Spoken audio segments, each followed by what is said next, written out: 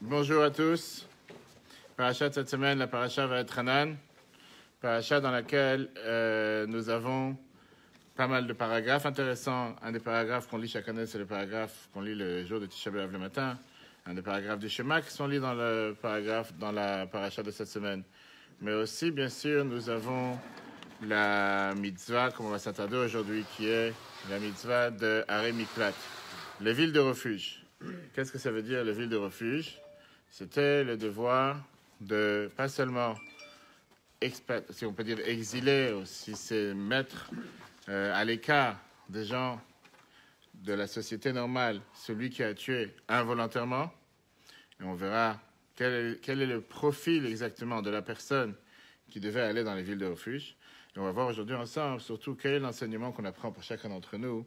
Qu'est-ce que ça veut dire quelqu'un qui a tué involontairement, et l'enseignement, pourquoi on avait le devoir d'exiler avec lui son maître. Torah nous dit, comme on va tout de suite voir dans les détails, que celui qui était dans les villes de refuge, si jamais il avait besoin d'un maître, d'un rave pour lui enseigner la Torah, on devait exiler aussi la personne qui vient d'être exilée ensemble avec lui. Quel est le but et à quoi ça sert? Avant ça, on va d'abord parler des faits. Qu'est-ce que c'est les villes de refuge? Vas-y. En dehors des frontières d'Israël, non? Oui, mais c'était quoi? Quel était le but? Quel était le but? Pourquoi on avait des villes de refuge? Pour pas que le... la sanction. Sanction de quoi? Pas de la mort. Sanction ou le fait qu'on avait peur que quelqu'un allait se venger et allait le tuer. Ah oui, c'est vrai. D'accord, c'est ce qu'on va voir. Avant de regarder les détails sur les films. Hein? Nos détails? Oui. Ok. Chumash Dvarim, d'abord, on voit que la Torah nous parle que Moshe, il a séparé 3 villes de refuge de l'autre côté du Jourdain.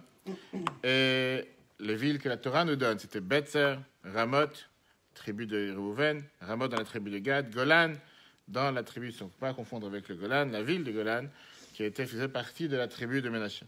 Dans le livre de Yoshua, on dit que pareil, il a sanctifié plusieurs villes de refuge, Kadesh dans les montagnes de Naphtali, Shrem, montagne d'Ephraïm, Kiryat Arba, Hebron dans la partie de la tribu de Yehuda, à part Betzer, Ramoth et Golan qui étaient dans l'autre côté du Jourdain, de l'est du Jourdain. Dans le Chumash Dvarim, on voit ici une phrase intéressante dans le chapitre 19. La Torah dit la phrase suivante: Ve'im yachiv Hashem elokecha et gvulcha. Si jamais Dieu va agrandir ton territoire, à ce moment-là, tu devras rajouter encore 3 villes de refuge. Et on a un débat dans la halakha. Est-ce qu'on parle ici qu'au total, il fallait avoir 6 villes de refuge, ou bien qu'on dit qu'au cas où on aurait éventuellement besoin, on devrait rajouter encore 3 villes, ce qui ferait 9 villes de refuge. Tout d'abord, mentionner un point important que le Rabbi nous parle par rapport à la paracha de cette semaine, que c'est une des preuves, même comme quoi Mashiach va venir, écrit dans la Torah. On sait très bien qu'il y a plusieurs preuves dans la Torah qui font allusion à la venue du Mashiach, même si ce n'est pas écrit explicitement, je parle dans la Torah et pas dans la Bible en général. Une des phrases, c'est dans Az Yashir, qu'on dit tous les matins dans la prière et qu'on dit dans la paracha Beshalach. Az Yashir Moshe Ovnei Israël. À ce moment-là, va chanter Moshe et le peuple juif. Et on sait très bien que la Torah parle au futur. Et Rashi vient nous dire, de là on apprend qu'il y aura la résurrection des morts dans la Torah. Pourquoi? Parce que la Torah parle au futur, et le fait qu'elle parle au futur, elle ne fait pas seulement allusion à ce qui s'est passé au passé. Pour te dire qu'il va y avoir un moment où tout le monde va chanter. Ça, c'est une preuve. Une autre preuve, nous avons dans la paracha de cette semaine. Le fait qu'on te dit que, dans le Chumash Dvarim, que si jamais Dieu il va faire en sorte qu'il va agrandir ton territoire et il va rajouter encore 3 villes, Rambam, dans les lois de Mashiach, te dit que le fait que ces 3 villes n'ont jamais existé, le fait que ces 3 villes n'ont pas encore été là, et on sait que la Torah n'écrit pas quelque chose en vain, que si quelqu'un jamais il ose dire que la Torah elle a dit un mot, parce qu'elle a voulu s'exprimer comme ça, mais ça n'a pas d'importance. Ironie dans toute la Torah. Le fait que la Torah, elle a dit qu'il y aura un moment dans lequel il y aura aussi éventuellement ces 3 nouvelles villes. De là, j'ai une preuve claire dans la Torah que Mashiach va venir, et à ce moment-là, on rajoutera ces autres villes. Ce n'est pas le sujet aujourd'hui de rentrer dans les détails, on verra peut-être à la fin à quel rapport, si Mashiach il arrive, pourquoi tu as besoin d'avoir des villes de refuge pour des tueurs? C'est pas normal qu'il y ait des tueurs quand Mashiach sera là, ça peut-être on verra à la fin. Dans la Gemara, Bavli, Makot, page 10, on va voir après les détails. On te dit qu'en vérité, les 48 villes des Lévites, étaient des villes de refuge. Seulement, les 6 villes qu'on a mentionnées, c'était des villes qui étaient une protection pour quelqu'un qui s'est enfui là-bas sans forcément savoir que c'était une ville de refuge. Alors on dit qu'il devait avoir une double protection. Je ne sais pas si aujourd'hui dans le monde pénal ou dans le monde carcéral existe ce qu'on appelle une ville de refuge, à part les détentions, puisque les détentions n'est pas écrit dans la Torah, il n'y a pas de centre de détention dans la Torah. Au contraire, la Torah ne tient pas du tout de la détention. La Torah est contre l'idée même de mettre quelqu'un en détention. La Torah est contre l'idée de mettre quelqu'un en prison. Une ville de refuge, c'était une ville plus ou moins normale. Seulement, c'était une ville dans laquelle il devait être enfermé, il devait être hors état de nuire pour lui-même et hors du fait qu'il soit mis en danger par ça qu'il y a eu un meurtre qui a été commis. On verra après de quel type de meurtre on parle. Est-ce que c'est quelqu'un qui a tué volontairement, involontairement, quelqu'un qui a fait toutes les protections possibles pour que ça ne se passe pas et néanmoins ça s'est passé, ou bien quelqu'un qui était, on va dire, léger. Par exemple, quelqu'un qui a roulé du 30 à l'heure dans une rue, qu'il a forcément rien fait de mal pour tuer quelqu'un, malheureusement quelqu'un qui a été tué, qu'est-ce que tu vas faire? C'est pas, il a pas fait quelque chose de particulier pour tuer quelqu'un. Quelqu'un qui était en pleine ville et qui a fait du sang à l'heure. Tu ne peux pas dire que c'est quelqu'un qui a pris toutes les précautions et qu'à cause de ça, quelqu'un a été tué. On verra après le critère exact de qui doit rentrer dans les villes de refuge. Rambam continue en disant que toutes ces villes de refuge, qui sont les villes qui étaient chez les Lévim, les Lévites, toutes ces autres villes sont considérées en vérité comme une seule grande ville de refuge. Et la Torah te parle les 6 pour te dire qu'il n'y en a que 6 et pas d'autres. Donc on ne rentre pas maintenant dans le débat. Est-ce qu'il y a les 48 villes des Lévites plus les 6 de la Torah? On va rester avec ce que la Torah nous dit, qu'il y a au total 6 villes. Et après, comme on l'a dit, si Mashiach va venir, à ce moment-là, quand Mashiach viendra, si Dieu veut, aujourd'hui, à ce moment-là, on rajoutera encore ces 3 villes si on en aura besoin. Ok, ça c'est par rapport à maintenant, par rapport à où se situent ces villes de refuge. Maintenant, nous allons voir ensemble, à part où se situent les villes de refuge, qu'est-ce qui se passait? Comment fonctionne une ville de refuge? Qui était celui qui décidait qu'il fallait placer quelqu'un dans une ville de refuge? Tout d'abord, on parle de quelqu'un qui a tué involontairement. On verra après c'est quoi son critère. Devait arriver juste après les faits dans une des villes de refuge. Le but, comme la Torah nous dit, c'était pour éviter que la personne qui voudrait se venger du tueur ou de celui qui a tué puisse venger le sang de son proche qui s'est fait tuer. Si maintenant la personne est venue et a tué la personne, il a tué l'assassin en dehors des villes de refuge, il était, je dirais, quitte, il n'était pas coupable d'aucune punition. On dit à quoi ça veut dire que chacun il prend la loi dans ses mains et fait ce qu'il a envie. Ce n'est pas les sujets qu'on voit aujourd'hui, comment ça se passait, mais la Torah nous dit ça dépendait de plusieurs sujets. D'abord, on parle ici de quelqu'un qui a tué involontairement, qui est presque un cas de force majeure. Et la Torah nous dit que si jamais quelqu'un a tué volontairement, automatiquement, s'il a été tué, c'est que certainement il y a une justice. Comment Dieu il a fait la justice, de la manière comment Dieu il a fait que les deux se sont rencontrés. C'est fait, qu'est-ce que tu as fait? C'est comme il y a eu hier avec cette fusillade à Toronto, que la personne a tué 13 personnes. Non, il a tiré sur 13 personnes, il a tué une personne, et qu'après il a été tué. Et aujourd'hui, on est en train de te dire, on ne connaît pas la raison, on ne sait pas les faits, pourquoi ça a été fait et quelle raison. Il est mort, qu'est-ce que je te dis? Tu vas chercher à comprendre pourquoi, comment. Tu ne pourras plus lui poser de questions, il n'est pas là. Quand l'assassin venait dans la ville, une fois qu'il a tué, la Torah l'appelle à votre sœur. La Torah l'appelle quelqu'un qui a tué. Il arrivait dans la ville de refuge. Les anciens de la ville commençaient à poser des questions. C'était comme le tribunal, où les investigateurs ils venaient lui demander qu'est-ce qui s'est passé. Si ça a été fait de manière volontaire, ça a été fait avec sa propre volonté, là, il n'avait rien à faire là-bas. Même si c'était enfui dans ces villes de refuge, on le transmettait dans les mains du tribunal et eux, ils devaient le juger et lui donner la punition qui était adaptée. Si maintenant, c'était involontaire, comme la Torah nous dit, bivli date, qu'est-ce que ça veut dire? Il n'a pas fait attention, il a tapé son ami. Il n'était pas là en train de le haïr, il n'avait pas une haine contre lui, ni hier ni avant-hier. Il devait rester là-bas jusqu'à la mort du grand prêtre. On a parlé les années précédentes. Quel rapport avec la mort du grand prêtre? Et une des raisons que la Torah te dit, c'est parce que le grand prêtre était aussi coupable du fait qu'il y a eu une telle situation dans laquelle quelqu'un il a pu être amené à tuer quelqu'un, même si c'est involontaire. On n'a pas le droit de tuer. Une fois que le grand prêtre est décédé, il avait le droit de retourner dans sa ville. Et dans la Gemara, on raconte que les mamans des grands prêtres, des Kohanim Gdolim, avaient l'habitude de distribuer à manger des cadeaux à ceux qui étaient dans les villes de refuge pour qu'ils ne prient pas tous les jours à Dieu pour que leur fils meure rapidement, pour qu'ils puissent sortir. Comme ça, ils vont être contents de vivre dans les villes de refuge qui ne vont pas vouloir partir rapidement. C'est un détail que la Gemara raconte. Si maintenant la personne est sortie de la ville de refuge, en 2 mots de la ville protectrice, à ce moment-là, si jamais on l'attrapait dans la rue et il a été tué, on n'est pas responsable. Pourquoi on n'est pas responsable? Parce qu'il est sorti de l'endroit où la Torah a essayé de le protéger. Il n'a pas voulu le protéger. La Torah définit la punition dans la ville de refuge en un mot, galout. Qu'est-ce que ça veut dire, galout? L'exil. C'est l'exilé. Excentré d'un autre côté, etc.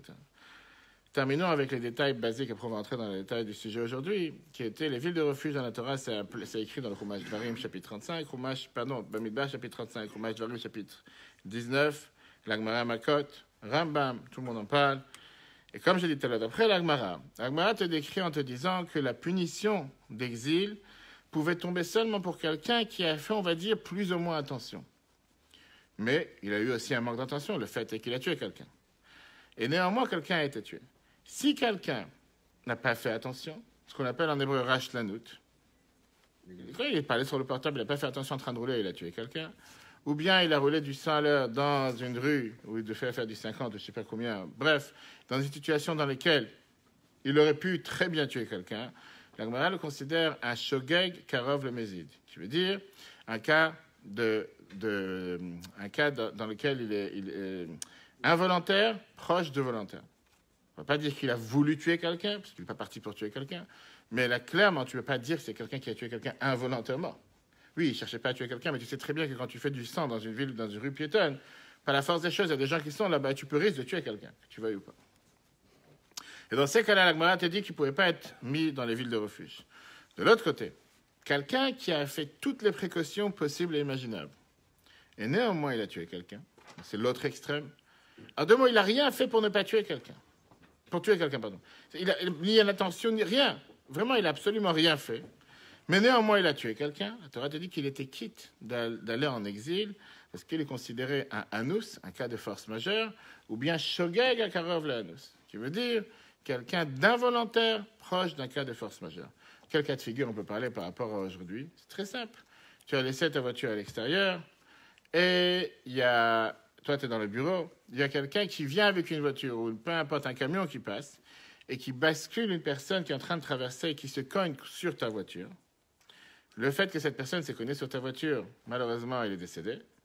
Toi, tu es responsable de rien. Tu n'as absolument rien fait. On parle ici que tu as pris tous les moyens de précaution possibles pour que tu as couvert les trous qu'il y avait chez toi, tu as mis un portail. Bref, ça ne devait pas y arriver. Mais au final, le responsable, on va dire, même si tu vas parler de l'autre, de celui qui a poussé cette personne, s'il n'y aurait pas eu ta voiture, la personne serait tombée par terre, elle n'aurait rien eu de mal. Elle n'aurait pas eu un dégât assez important. Le fait qu'il y avait ta voiture à côté, ça a fait que le choc était beaucoup plus fort et pour ça, elle est morte. C'est un exemple, pas forcément le meilleur. Il y a beaucoup d'autres exemples qu'on peut utiliser dans ces cas-là. Tu es responsable de quoi? Pas ton vouloir. Il est pénalisable sur le cas. Non, d'après on a dit tout à l'heure. Ça, c'est un cas dans lequel toi, tu as pris toutes les précautions possibles. Tu n'as rien fait de mal. Malheureusement, la personne est décédée à cause de toi, si on peut dire. Dans ces cas-là, c'est considéré comme on dit à nous, c'est pour dire c'est un cas de force majeure. Qu'est-ce que tu veux? Tu n'as rien cherché, tu n'as pas cherché à tuer quelqu'un. T'es quitte. OK? Ça ne veut pas dire que... Alors, après, on va rentrer dans le profil. Qui était ce personnage? Est-ce que c'est chacun de nous? Est-ce qu'on est chacun de nous? On a cette possibilité de pouvoir un jour rentrer dans une ville de refuge, disons que le temple aurait été là. Et est-ce qu'on parle d'un profil d'un délinquant? D'un délinquant, je ne parle pas de grand banditisme, peut-être. Est-ce qu'on ne parle pas d'un profil de quelqu'un qui est un tueur en série ou un tueur potentiel? Parce que ce n'est pas tous les jours que quelqu'un a tué quelqu'un dans la rue. Quelqu'un de normal n'irait pas tuer quelqu'un d'autre. Volontaire, involontaire, ça n'arrive pas. Je vous avais dit, une fois, j'étais parti en prison. En tant qu'aumônier, j'avais rencontré un détenu qui avait pris une longue peine et pour un cambriolage. Et il m'avait dit comme quoi, je lui ai dit, qu'est-ce qui se passe? Mais c'était un cambriolage qui a mal tourné. Je lui ai dit, qu'est-ce que tu appelles un cambriolage qui a bien tourné? Il m'a dit, un cambriolage qui n'a pas de mort. Un cambriolage qui a mal tourné, c'est quand il y a des morts. Ça, c'était sa définition de qu'est-ce que ça veut dire quelque chose qui a bien tourné, quelque chose qui a mal tourné. Tu parles de quelqu'un que, en deux mots, c'est pas quelqu'un de normal, on va dire. C'est quelqu'un qui va directement pour un but. Et il s'est dit, s'il y a des gens qui se mettent à contre-attaquer ou qui viennent essayer d'entraver ma mission, automatiquement, je dois les mettre hors état de nuire. Tu parles de quelqu'un qui n'est pas considéré dans le profil qu'on parle, qu'il a tué involontairement, qu'il n'a pas fait exprès, qu'il n'a pas cherché à tuer. On ne peut pas considérer quelqu'un comme ça. La Torah te dit qu'on devait faire attention à ce personnage, même quand il était dans les villes de refuge. De faire attention qu'il ne va pas tuer quelqu'un d'autre. En deux mots, ce n'étaient pas des gens, on va dire, sympas, gentils, normaux, si on peut dire, que le hasard des choses ou la providence, comment tu vas l'appeler, a fait en sorte que malheureusement, ils ont tué quelqu'un. On parle en vouloir, c'est quelqu'un le plus sympa sur terre, qui n'a jamais touché un couteau, jamais touché un revolver, il n'a jamais fait rien de mal, et malheureusement, il lui est arrivé quelque chose, tu m'as vu. D'après la Gemara, dans certains cas, on parle d'un profil qu'il fallait quand même faire attention à lui. Puisque quelqu'un qui, par définition, a tué une personne, alors, peu importe, ça peut que c'était la première, ou c'est quelqu'un qui est capable de tuer quelqu'un d'autre. On ne peut pas savoir ce qui peut lui arriver. La Torah a demandé de mettre des panneaux clairs dans lesquels c'était écrit ville de refuge. Comme je disais, des panneaux pour arriver avec le départemental national déviation, écrit ville de refuge dans lesquels ils pouvaient s'enfuir le plus rapidement possible. Et chaque année, le 15 Adar, avant la fin de l'hiver, les Chachamim avaient le devoir, le tribunal avait le devoir de refaire les routes, comme on fait aujourd'hui après l'hiver pour boucher les trous avec la neige, etc., et essayer de s'assurer que les panneaux ne sont pas tombés pendant l'hiver, que les panneaux ne sont pas effacés. En deux mots, de faciliter l'accès aux villes de refuge pour que n'importe quelle personne qui doit aller là-bas puisse rapidement y arriver. Où se trouvent les systèmes de villes de refuge à part la religion, à part chez nous, à part la Torah? On sait que dans la culture Rome antique, il y avait aussi un endroit à côté du Capitole qui était appelé Asylum. Dans cet endroit-là, c'était un endroit dans lequel pouvait s'enfuir n'importe quelle personne qui cherchait à se protéger d'une vengeance ou d'un, comment on appelle ça, pas un rendu de compte, comment on appelle ça aujourd'hui avec le délinquant, avec la mafia, règlement de compte, merci, sans faire en sorte qu'il soit attaqué ou quoi que ce soit. Et dans les autres religions, il y a aussi ce refuge qui est donné parfois pour la vengeance que quelqu'un pourrait donner s'il va habiter dans la maison du prêtre ou s'il va aller dans la maison du temple, on va savoir. Ça, c'est juste pour avoir une idée globale de qu'est-ce qui se passe avec ces villes de refuge. Revenons maintenant au texte. Premier paragraphe. Le paracha indique l'installation des villes de refuge. Et là, on voit comment le paracha te dit une phrase intéressante. C'est alors, le premier paragraphe, c'est alors que Moshe désigna 3 villes au-dessus du Jourdain, à l'Orient, pour servir de refuge au meurtrier qui ferait mourir son prochain sans préméditation, sans avoir été précédemment son ennemi, afin qu'il s'en refuge dans une de ces villes, et à ce moment-là, il vivra. Comme j'ai dit, on ne va pas rentrer aujourd'hui dans tout ce qui est l'aspect spirituel des villes de refuge, même si c'est intéressant, parce qu'on arrive bientôt dans le mois de Elul. On est aujourd'hui le 11 av, dans 3 semaines, on va parler du mois de Elul, l'importance du mois dans lequel on se prépare à Rosh Hashanah Kippour, et on dit que justement, le mois d'Elul, c'est une ville de refuge, pour te dire, ça arrive, on a les pancartes qui viennent et qui t'annoncent, Rosh Hashanah arrive, Kippour arrive, préparez-vous pour les grands jours, pour la nouvelle année, etc. Ça, c'est pas ce qu'on va parler aujourd'hui. Mais comme on a dit, on va essayer de détecter le profil de la personne. Est-ce qu'on parle de tueurs en série, de tueurs potentiels, on parle de gens normaux? Et surtout, qu'est-ce qui se passe si c'est un Talmid Chacham, quelqu'un d'intelligent, disons quelqu'un de bien, un rabbin, peu importe ce que tu vas appeler, qui l'a tué de manière à volonté? On va voir d'abord la partie halachique, après on verra surtout l'enseignement qui nous concerne, quelle est l'importance pour n'importe quel juif sur terre d'avoir ce qu'on appelle un rav, d'avoir un maître. Pas apprendre la Torah sur Internet sur un clic de doigt, si tu veux, ça c'est d'après la Chassidoute, mais le Rabbi demandait des dizaines et des dizaines de fois. En 87, le Rabbi avait lancé la grande campagne de Hassel et Harav, que chaque juif sur terre, homme, femme, enfant, a le devoir d'avoir un maître. Pas un maître dans lequel il va aller lui embrasser les mains et les pieds, pas un maître qui va lui dire Shabbat Shalom, mais un maître dans lequel il peut le guider dans les chemins de la Torah, à savoir quoi faire, comment faire. À part le fait d'avoir quelqu'un halachiquement parlant, de savoir comment se comporter dans la vie de tous les jours, une des choses qu'on sait que le Rabbi a demandé de tous les jeunes chez Chabad, en règle générale, qu'avant le mariage, on a le devoir d'obtenir la smicha. Qu'est-ce que ça veut dire la smicha de Rabbanut? Qu'avant de se marier, déjà dans les années 50, je parle ici en l'année 1954, le Rabbi disait que puisque chacun doit être un maître chez soi, qu'est-ce que ça veut dire doit être un maître chez soi? Chaque homme a le devoir de savoir comment se comporter halachiquement parlant. Automatiquement, si tu n'apprends pas la halachot et tu ne sais pas comment te débrouiller si tu as une question chez toi, pas forcément que 24 heures sur 24, tu peux lever un téléphone. Et à l'époque, ça n'existait pas forcément les téléphones, et les portables, les WhatsApp, et les Facebook, et tout ce que tu veux, pour demander à Rav pour faire. Donc la moindre des choses, c'est que n'importe quelle personne puisse se marier en ayant le diplôme officiel de Rav, d'être ce qu'on appelle avoir la smicha à la Rabbanut. Et c'est ce que chacun, en général, essaye de faire. J'ai eu la chance et le mérite de pouvoir le faire avant mon mariage. Et c'était une demande particulière que le Rabbi voulait qu'il n'y ait pas quelqu'un qui se marie chez Chabad sans qu'il ait la smicha à la Rabbanut, sans pouvoir être un Rav officiel pour savoir où se pose la question. Est-ce que ça veut dire pour autant que c'est un Rav qui va pouvoir donner des décisions halachiques et trancher la halakha pour des autres personnes? Pas forcément. Pour ça, il y a encore beaucoup d'autres étapes. Et pour ça, il faut continuer à apprendre. Mais au moins savoir où se pose le problème, au moins savoir où se pose la question, c'est important pour chacun d'entre nous. Revenons au premier paragraphe. Donc, on voit que Moshe commence à te définir ici quelles sont ces 3 villes de refuge que chacun doit avoir. Et la Torah, elle te dit quel est le but. Quel est le but de ces villes de refuge? La Torah te rajoute le dernier mot qu'on vient de voir, Vachai, il vivra. C'est pas seulement qu'il puisse rester en vie en continuant à faire des bêtises. Ça revient un peu au thème qu'on a vu avec les filles et les garçons quand il y a eu le décret de Pharaon. Quand on te dit qu'on débat quel était le décret le plus grand. Est-ce que le décret de Pharaon de vouloir noyer les garçons, c'était un degré grave, ou bien le degré de faire vivre les filles était un degré beaucoup plus grave? Et d'après certaines explications, on te dit que le décret de faire vivre les filles était plus grave que de vouloir noyer les garçons. Pourquoi? Parce que noyer les garçons, malheureusement, Pharaon voulait tuer les garçons, il a tué les garçons. Mais le deuxième décret qui était de ne pas laisser vivre les filles selon la religion juive, selon la culture juive, selon comment ils auraient dû être éduqués, mais de les faire vivre en leur apprenant et leur enseignant la culture égyptienne, de les faire noyer dans les cultures.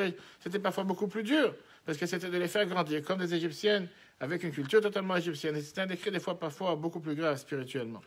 Là, la Torah, elle te dit clairement, le but de ville de refuge, pourquoi il devait rentrer cette personne dans une ville de refuge, Vachai, c'était pour qu'il puisse vivre, pas seulement vivre matériellement tout court, de peur qu'il se fasse tuer s'il n'est pas dans une ville de refuge, mais qu'on l'apprend à vivre convenablement.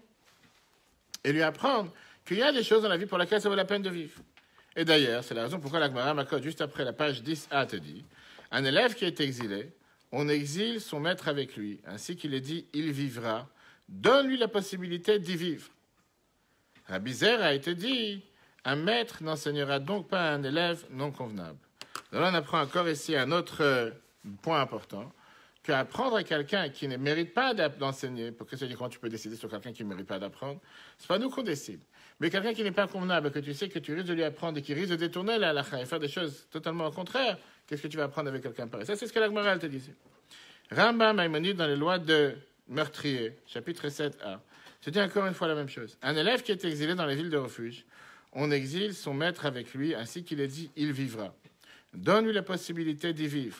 Or, la vie de ceux qui détiennent la sagesse et qui la recherchent, sans l'étude, est considérée comme la mort.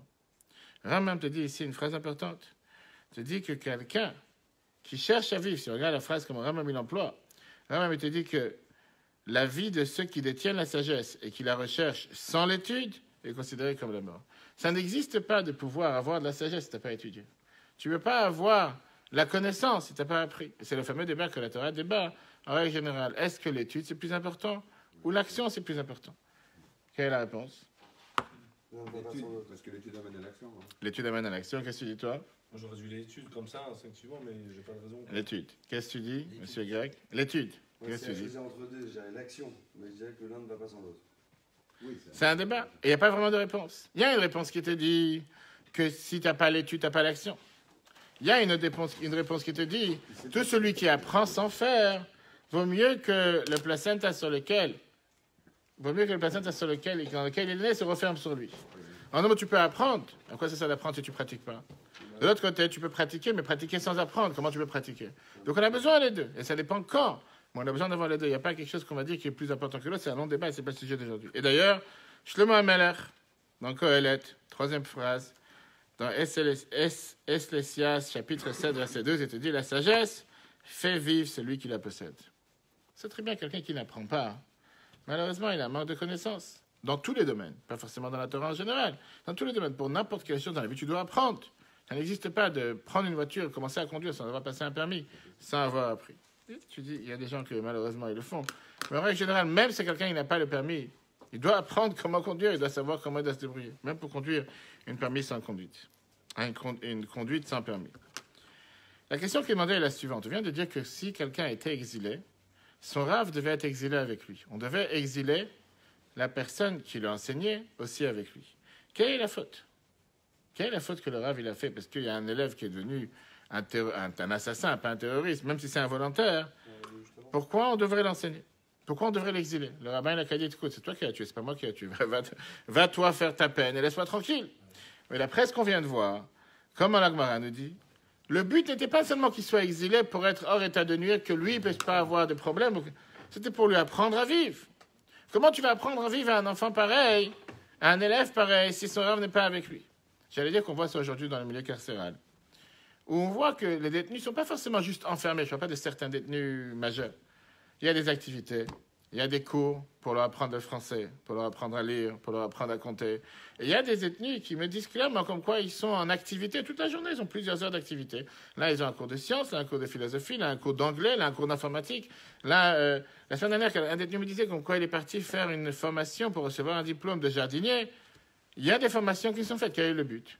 C'est que c'est des gens, malheureusement, qui n'ont pas eu la chance d'apprendre à un certain moment dans leur vie ou qui n'ont pas appris, et qu'aujourd'hui, qu'ils ont du temps et qu'aujourd'hui, pourquoi rester dans une cellule enfermée toute la journée sans rien faire? Pouvoir s'instruire, pouvoir apprendre. Pour ça, tu as besoin d'avoir des maîtres. Alors aujourd'hui, c'est pour ça qu'on permet à plusieurs enseignants qui ne font pas forcément des enseignants qui sont faits pour le milieu carcéral, mais qui sont faits avec une autorisation de pouvoir venir et de pouvoir enseigner aux personnes qui veulent bien apprendre. Exactement la même chose avec le profil qu'on a ici. Un assassin, un volontaire. Si jamais tu l'enfermes là-bas, il ne pourra plus apprendre, il ne pourra plus avancer. Alors à l'époque, n'existait pas Facebook Live et ni toutes les choses que tu peux faire à distance. Qu'est-ce que tu veux? Si son rave ne peut pas se déplacer avec lui, comment tu veux que lui va pouvoir apprendre? Il ne va jamais pouvoir apprendre. Qu'est-ce qu'il va gagner d'être enfermé là-bas pendant 10 ans, 15 ans? Il y a une solution, réellement. Quelle solution? Bah, c'est pas de mettre son rave, de le mettre là-bas, c'est de mettre quelqu'un attitré à cette ville directement pour...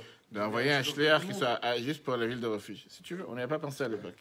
Qu'est-ce que tu veux? Oui, mais encore une fois, chacun il a son rave. Je suis sûr que s'il y aurait une ville de refuge aujourd'hui, on va tout de suite arriver au point de vue spirituel dans lequel on te dit qu'aujourd'hui, on est en exil, on est considéré une ville de refuge. Et c'est pour ça que Dieu il est forcément avec nous. Comme on l'a vu hier dans Tisha B'Av, Dieu aussi il est en exil. La Torah te dit clairement que c'est pas parce que nous sommes en exil et que Dieu il a le paradis sur terre, Dieu aussi il est en exil. Ok, d'abord, comme on a dit tout à l'heure, regardons d'abord de quel profil on parle. Quel type d'élève on parle? Rambam vient et te dit qu'on parle ici d'un élève le meilleur sur terre. On ne parle pas ici d'un terroriste ou un assassin. À tel point que si jamais il n'apprend pas, c'est considéré comme s'il est mort. C'est quelqu'un qui cherche à apprendre. L'Agmara, elle te dit non. On parle ici de quelqu'un qui est totalement différent. Regardons le débat qu'on a entre Rambam et l'Agmara. Chapitre 2. Le meurtrier volontaire, de quel type d'élève s'agit-il? Vient l'Agmara Makot 10b. Elle te dit c'est des mauvais qui vient le mal. C'est écrit dans Shmuel 1. De quoi parle le verset? De deux hommes qu'ils ont tués sans témoin. L'un par mégare et l'autre délibérément. Dieu les réunit dans la même auberge. Celui qui a tué délibérément s'assiera sous une échelle. Celui qui a tué par mégare montera sur l'échelle, tombera sur le meurtrier volontaire et le tuera. Ainsi, le meurtrier volontaire sera tué et le meurtrier involontaire sera exilé. Rashi nous parle aussi de cette histoire en nous disant qu'on parle ici de quelqu'un qui forcément n'est pas le meilleur des profils.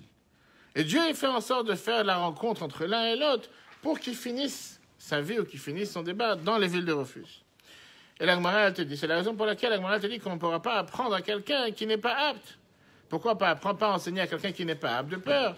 Qu'est-ce que tu vas enseigner à quelqu'un qui n'est pas? Va savoir. Qu'est-ce qu'il peut apprendre avec ces choses-là? Qu'est-ce qu'il peut dévier? C'est comme si aujourd'hui tu vas apprendre à quelqu'un qui a un profil fiché S, comme on dit pour certains cas, et tu vas lui apprendre comment manipuler des armes ou comment manipuler des explosifs. Va savoir qu'est-ce qui peut arriver. C'est pas forcément les meilleurs profils que tu vas leur apprendre, comment associer des produits chimiques, etc. Mais regardons comme quoi Maïmonide, en vérité, Rambam te parle ici de deux profils et deux catégories différents. Ce paragraphe, le paragraphe 3, on va le sauter, parce que c'est un paragraphe qui a pas mal de détails, c'est pas pour le sujet de maintenant. Mais on va voir surtout dans le paragraphe 4 qu'on veut en arriver. Quelle est l'importance et pourquoi la Torah, elle cherche à ce que chacun qui est exilé dans une ville de refuge puisse avoir un maître. Regardons dans le 4. La grande importance pour chacun d'avoir un maître tout court, et c'est après on va comprendre pourquoi la Torah te dit que quand tu avais un certain profil qui était exilé dans une ville de refuge, tu devais avoir son maître avec lui. Lorsqu'un juif établit un bilan moral personnel et qu'il ressent qu'il est dans une situation d'élève non convenable, puisque chacun d'entre nous on se dit qu'on doit se perfectionner, on doit avancer, il pourrait être amené à désespérer. La solution pour cela est fais-toi un maître, comme c'est écrit dans Pirkei Avot, Asel Echarav. Lorsqu'il trouvera un vrai maître, il est évident que celui-ci fera tout son possible pour le transformer en élève convenable. Concernant sa situation actuelle, tant qu'il cherche et désire d'être un élève convenable, même si pour le moment il est toujours dans une situation basse, exigeant du maître de descendre et de s'exiler auprès de lui, la Torah tranche qu'on exile le maître avec son élève, afin qu'il s'adonne à son élève au point de le transformer, le rendre comme son maître véritablement. Et là, c'est un point énormément fort. La Torah te dit clairement, comme on l'a vu dans le premier chapitre de Pirkei Avot, encore une fois, Aaron aimait les créatures, il les rapprochait à la Torah. C'est pas qu'il rabaissait la Torah à leur niveau, mais il rapprochait la Torah aux créatures. Mais de l'autre côté, un maître a le devoir de descendre au niveau de son élève. S'il va commencer à parler à un élève en termes que le maître comprend, que l'élève ne comprend pas, le maître ne va jamais vouloir avancer. Mais il ne peut pas se dire, puisque tu as un niveau bas, viens d'abord et lève-toi à mon niveau, après je parlerai avec toi. Il a un devoir de descendre au niveau de l'élève pour faire en sorte que son élève monte de niveau et avance de niveau. Et là, on voit comment le lien entre un élève convenable et non convenable, c'est la même situation dans laquelle nous sommes aujourd'hui spirituellement par rapport à Dieu. D'abord, regardons comment la Torah nous décrit. Dans Ésaïe, dans Ésaïe, chapitre 5, c'est écrit que tous les enfants sont les disciples de l'Éternel. Ça, c'est ce que la Torah considère. Nous sommes tous les élèves de Dieu. Dieu aussi, il a deux types d'élèves. Il a des élèves convenables et il a des élèves non convenables. Quelle différence entre les deux? Il y a ceux qui font la volonté de leur maître, la volonté de Dieu. Et il y a ceux que pour l'instant ne font pas encore la volonté de Dieu. Est-ce qu'on va dire, on va penser un instant que Dieu doit abandonner les élèves non convenables? Est-ce qu'on va dire que puisque c'est un élève non convenable, Dieu va dire va en exil et laisse-moi tranquille? On sait très bien que c'est le contraire. Comment se fait-il que quelqu'un peut être un élève non convenable? Parce que malheureusement, elle n'utilise pas la sagesse que Dieu lui a donnée pour pouvoir faire ce que Dieu il veut.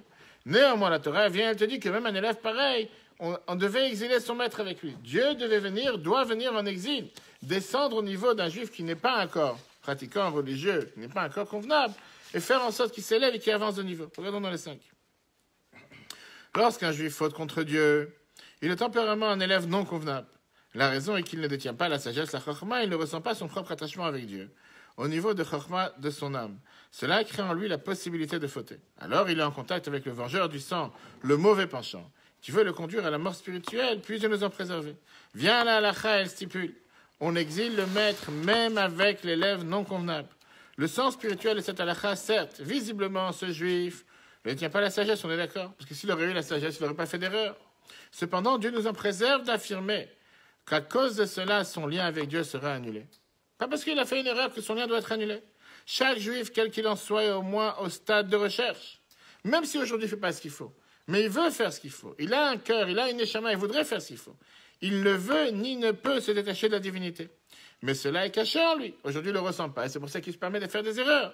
Le fait même d'exprimer son désir d'être un élève convenable fera en sorte qu'il le deviendra. Et donc, automatiquement, la Torah vient te dire que tu n'as pas le choix. Même un élève non convenable, même si aujourd'hui il est considéré comme un élève qui n'est pas convenable, Dieu a le devoir d'être exilé avec lui. Dieu, il s'exile avec lui pour lui donner la possibilité de changer, lui donner la possibilité devenir un élève convenable. Regardons ce que la Bible écrit dans Yom Yom 25 Tammuz. Il y a dans la Chassidoute 2 expressions très caractéristiques. Le premier, un juif reconnaît la divinité, sans ce qui transcende la nature, il n'a besoin pour cela d'aucune preuve. Il sait qu'est-ce que Dieu, c'est vrai. Il sait que qu'est-ce que Dieu veut, c'est pour son bien. Il sait que qu'est-ce que Dieu lui demande, c'est vraiment ce qu'il a besoin de faire. Il ne se pose pas de questions, il avance. T'as un autre. Un juif ne veut pas et ne peut pas être coupé de la divinité. Mais est-ce que pas forcément ça l'amène à faire une action? Pas forcément ça l'amène à faire une action. Il se dit, moi j'ai un cœur juif. Moi, je ne sais pas, je vous ai raconté, il y a 2-3 semaines, je suis parti voir quelqu'un à l'hôpital. Ici, à Gesseni, à Marne-la-Vallée, je suis parti voir pour voir sa femme. C'est son fils qui m'a demandé d'aller voir sa femme. Elle voulait voir sa mère. Et quand je suis parti, elle était dans soins intensifs. J'arrive, le lit il est vide. Et je vois le monsieur qui parle à l'extérieur avec le docteur. Et je parle avec le monsieur, on parle ensemble. Il me dit, écoutez, monsieur le rabbin, je dis, est-ce que tu devrais être filine ensemble pour le mérite de votre femme et tout? Il me fait, ma femme n'est pas juive. Je fais, écoutez, mettre de filine, c'est toujours quelque chose de bien. Prends l'attention, 30 secondes, c'est pas beaucoup. Il me dit, moi, je suis ni pratiquant, ni religieux. Je veux rien savoir avec tout ce qui est la religion. Mais dans le cœur, je suis juif. Moi, j'affirme le fait que je suis juif. Moi, j'adore Israël.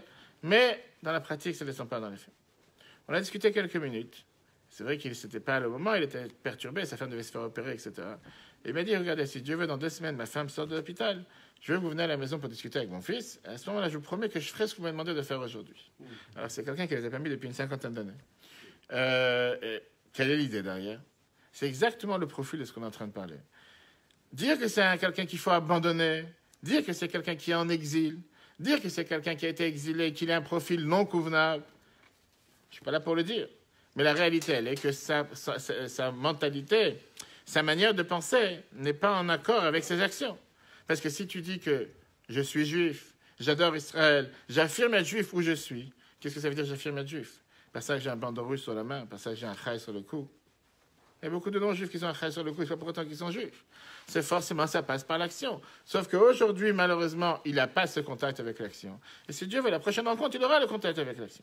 Ça, c'est ce que la Torah attend de chacun d'entre nous. Et ça, c'est la raison pourquoi on te demande et pourquoi on demande à une telle personne d'exiler son maître avec lui.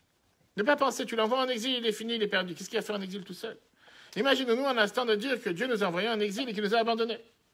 Pas dire une chose pareille, Dieu ne peut pas nous abandonner. Le Zohar te dit, Shrinta Begalut, la Shrina, la divinité, elle est avec nous en exil.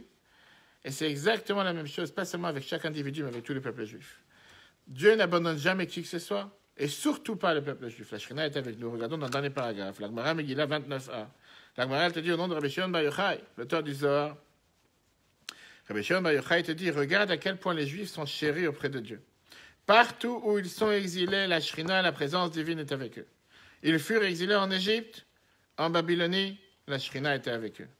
Même lorsqu'ils sont libérés, la Shrina sera avec eux. Pas seulement que Dieu est exilé, il est ensemble avec nous en exil. Mais la Torah te dit, comme on a vu hier dans les paragraphes qui ont été mentionnés dans les Kinot et qu'on mentionne chaque jour de jeûne dans Ishaïa, chapitre 63, verset 9. Bechol tsaratam lotza. Dans chaque souffrance que quelqu'un du peuple juif a, Dieu aussi souffre avec. C'est pas que le peuple juif souffre parce qu'on est en exil, parce que le temple a été détruit, mais que lui, il est au Club Med. Dieu, il est ensemble en train de souffrir avec les souffrances du peuple juif. Et au moment où on sera libéré, Dieu sera libéré de ces souffrances-là. Et de là, le Rabbi sort avec un merveilleux encouragement pour chacun d'entre nous, particulièrement dans la situation dans laquelle on se trouve. On a parlé hier longuement sur le Kotel, 2500 ans qu'on n'a pas le Kotel, le Beit Hamidrash, comme on aurait dû avoir. Tisha B'Av, le jour où on est en train de commémorer depuis tant d'années, 1948 ans qu'on n'a pas le temple, que le temple était totalement détruit. Parfois, quelqu'un peut déprimer. Ça fait tellement de temps, tu vois, des fois, tu vas voir des gens âgés. Et tu leur dis, on a l'habitude de chanter Anima Amin, qu'on attend que ma chère, elle arrive. Écoutez, mon cher enfant, mon petit-fils, comme des fois il nous appelle, il fait, écoute, moi j'étais à Auschwitz, j'étais dans les camps. Et dans tous ces endroits-là, on a aussi chanté Anima Amin. Arrête avec tes histoires, ça fait 70 ans, laisse-moi tranquille. Rabbi te donne ici une lueur d'espoir avec un enseignement pour chacun d'entre nous dans cette situation. Dans les paragraphes. Lorsque les Juifs se trouvent en exil, en particulier au cours de ce dernier exil, dans l'obscurité redoublée de la fin des temps, ils pourraient être amenés à désespérer. D'où viendra notre aide? La Torah affirme alors que Dieu est en exil avec le peuple juif, son élève, dans un exil similaire au leur, et que c'est son malheur, si l'on peut s'exprimer ainsi. Ils ne doivent donc pas désespérer. Au contraire, Dieu les protège. Et même si, vu leur situation, l'exil devrait perdurer, Dieu produira la libération pour lui-même, si l'on peut dire ainsi. Puisse Dieu se faire sortir et nous faire sortir de cet exil de façon accélérée et immédiatement.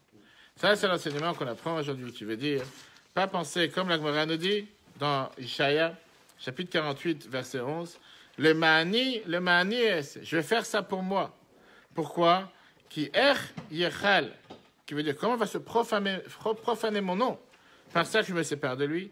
Ou kvodi la'acher lo eten. Que mes ennemis disent qu'ils ont réussi dans leur complot, que je les ai abandonnés, je les ai jamais abandonnés. Et la Gemara dans Sanhedrin, page 98a, rattache ce verset avec une situation dans laquelle tout le peuple juif serait coupable. Que même à ce moment-là, Dieu il a le devoir de nous libérer. Pour votre raison, on sait très bien que ce n'est pas la situation. On sait que tout le peuple juif est méritant, qu'on vit aujourd'hui dans une génération méritante, après tout ce qu'on a passé avec la Shoah, etc. Que Dieu fasse que ce ne soit pas seulement un discours le lendemain de Tisha B'Av, mais comme cette semaine, le 15 Av, on termine la semaine avec un jour de joie, le plus grand Yom Tov, comme la Gemara nous dit. Il n'y a pas un jour de plus joyeux que le 15 Av et le jour de Kippour, le jour où les filles de Jérusalem sortaient avec des habits empruntés. Sortaient avec des habits empruntés. Pour pouvoir se marier, ceux qui n'étaient pas encore mariés. Pourquoi des habits empruntés? Pour ne pas faire honte à celui qui n'en avait pas. Et grâce à ça, se formaient des couples. On a parlé ça longuement dans la vidéo d'hier, si vous avez regardé, sur les différentes choses importantes qui se sont passées le 15 Av. Le fait que les tribus ont pu se marier l'un avec l'autre. Que Dieu fasse que ce soit un jour de joie pour chacun d'entre nous. Que ma chère arrive aujourd'hui. À ce moment-là, on sera tous ensemble réunis avec ma chère à Jérusalem. Très bonne journée à tous. Le cours sera en replay dans l'application eTorah. Même sous grande chaleur, on a le devoir d'apprendre. Et même en été, on a le devoir d'apprendre. Très, très bonne journée à tous.